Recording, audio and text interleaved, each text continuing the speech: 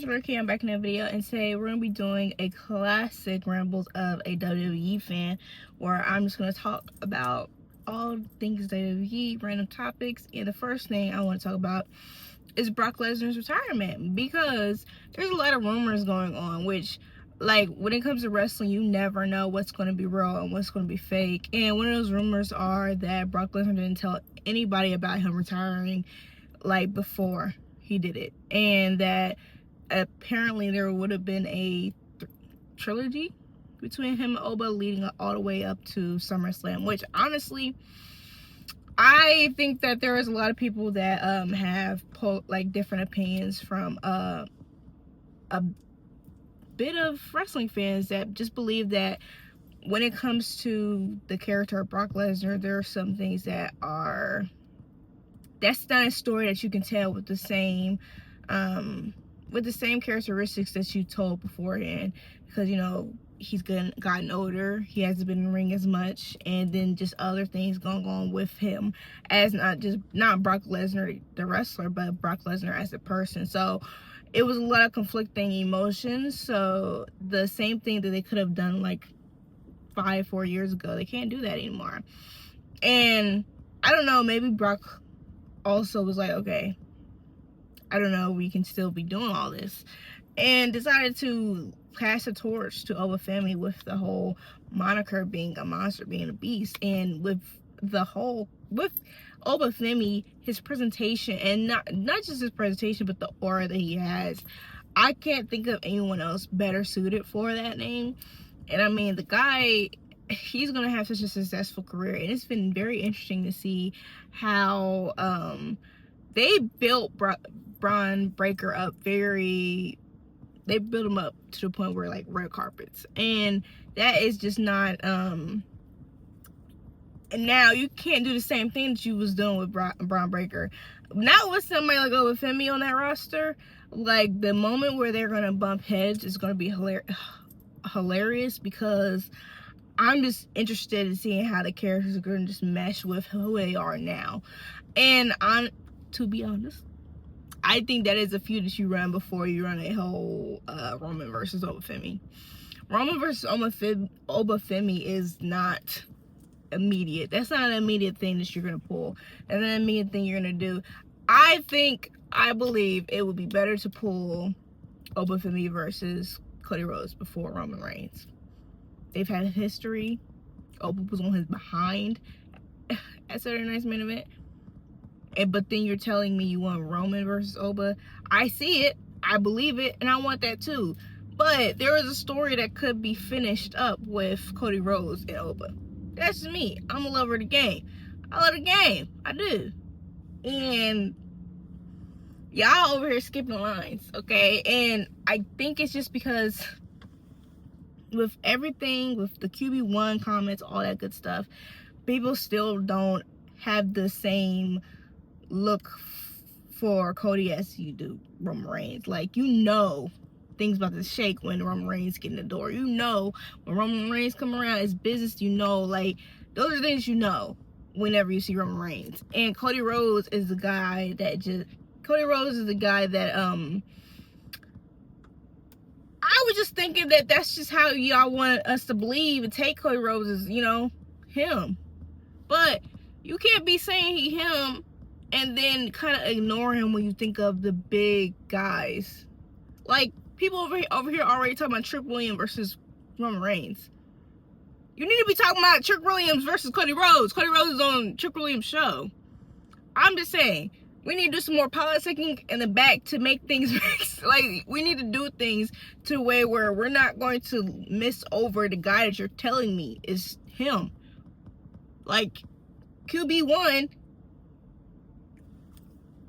who is that? Tell me, show me who that is, because y'all point at somebody else. But that's a tangent that I ain't mean to get into, because we don't need to get into that anymore. We're good. But I'm just saying, there's a lot of people also talking about the Bloodline possibly getting back together, and to be honest, y'all just hating, because y'all can't say y'all tired of this. It ain't started yet. We have different characters. We're doing different things. Jacob FATU on his own ain't never stepped up to Roman Reigns. Check stacks. He stepped up for Solo, not for himself, not for a World Heavyweight Championship. He did that. Roman's got a different energy about himself, because let's take it back. When Roman first created the Bloodline, he told Jay. He didn't ask. He said, Jay, acknowledge me, or you gonna have to see me, and I'm gonna make you acknowledge me. There was no pleasantries. There was no discussion. There was no, guys, there's no plead. So we're going in with a different bit of energy. And yes, Roman's gonna probably fall back into his own tendencies. That's Roman Reigns. But it's not gonna be the same thing. And if it was, business be good with them around. I can't even front. We get more storylines with them around. I can't front. If y'all have something, if y'all want to disagree with me, come with the facts, please and thank you. Come with the facts that prove the Bloodline are bad for the business, and I will honestly think about it. You know, as a journalist myself, I will look at the facts and believe, okay, yeah, that's right. I'm gonna present those facts. I'm presenting the facts with y'all right now. Viewership goes up. It does. Butts be in seats. They do. Discussions are had. We're having it right now. That's just me. That's just me. And I just think that now, with just how the fact that there is different people on the rosters, different things going on, and how presentation is, like, the Usos are on Raw with the New Day and friggin' Street Profits. We're getting back to what really was fire. This is fire. And I know we've been in these situations before when these guys were, you know, kind of in a mix with one another. But then you also have some people that are, like, I would say wild cards, because we already know those three are, like, they're the like favorites of the tag team division. The fact that they're on the same brand, I'm here for it. Like, y'all need to squeeze that dry, you know, as dry as you need to get it. And at first, I was here for the Usos getting their titles back, but now they gotta go to the back of the line because the Street Profits are back, okay? But I think they need to squeeze that dry. I do, because the tag team division has not gotten as much love as it deserves, and the atrocity of the division having it just makes my skin crawl. But we have guys in tag teams, the Motor City Machine Guns. What?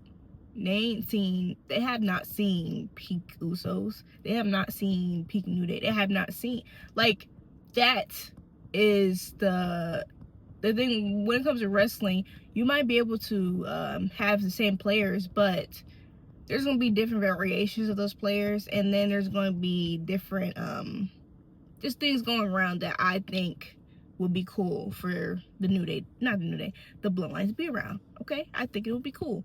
I think it would be nice. That's just me. And then you just have Tama Loa, like, don't, like, what?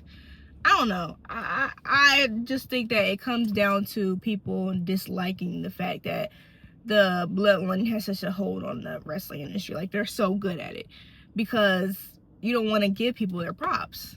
That's all that's about. And when we come today to realize you don't have to be a hater. You don't have to, and then you don't have to like somebody to acknowledge them. Shocker, I know. A lot of people think that just because you don't like somebody doesn't means you gotta lie. You don't. Tell the truth, okay? Truth shall set you free. But I think that SmackDown is getting the short end of the stick, because why the heck? They got Ethan Page and Soul Rooker going to Raw, like, no conversation, no.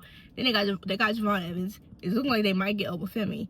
Like, I'd be mad. I'd be pissed. Like, who? What? Like, who's gonna go to SmackDown? Somebody gotta go there. And SmackDown be fire. Like, I don't know, the jokes y'all be telling online about SmackDown, I be hearing them because some of them be funny. But at the end of the day, SmackDown be having some fire wrestling going down. They just need to cultivate that and build that into something. Build on that. If they build on that, oh, it's gonna be fire. It's gonna be it's gonna actually rival. And I think that what will really push some things by making SmackDown more of a must see, and the week is a Raw versus SmackDown type of beef. I'm telling you, Survivor Series, Raw versus SmackDown, they could be building it up right now because there's no brand loyalty. People be going, like, the fact that both of their world champions on SmackDown first appeared on Raw.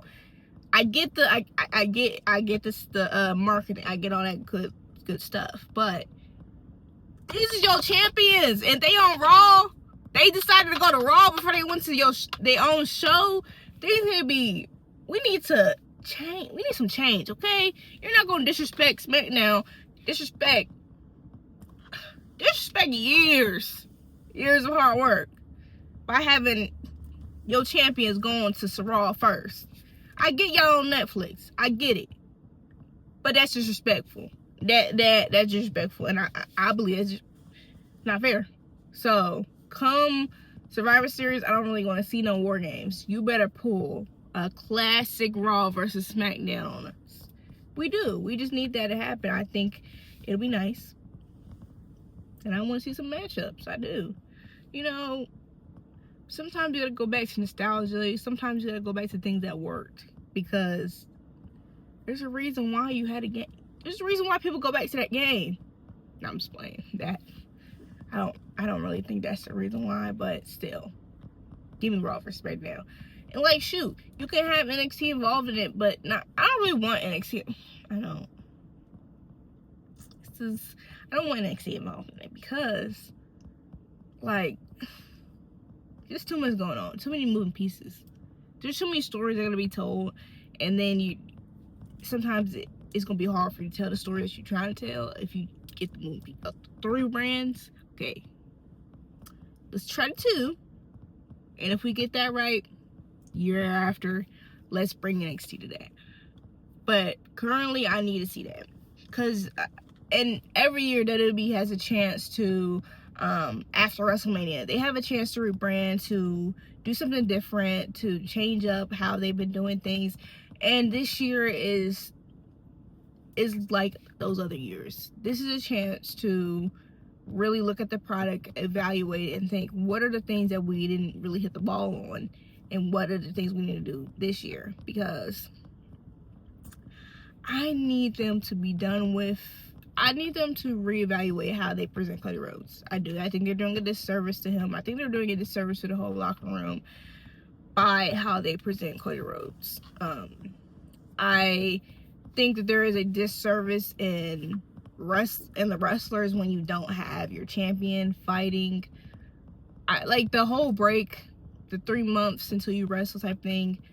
Let's get away from that. Like, I understand there's a prestige about being champ. You don't just hand those out, and I agree with that.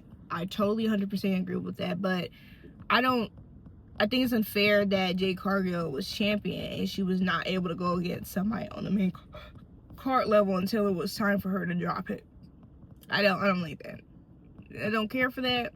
And it is something that I know a lot of people might not like this, what I'm about to say, but it's just obvious that they're more willing to, well, I've said this before, they're more willing to welcome in women superstars that are newer to the like brand, like from NXT, that are, you know, I guess I don't want to say like a fresh face than they are with the men. And I think that kind of makes it harder for the men to actually build that connection to the fans.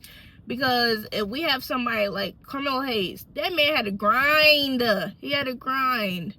And then what? We give it to Sami Zayn? Wow.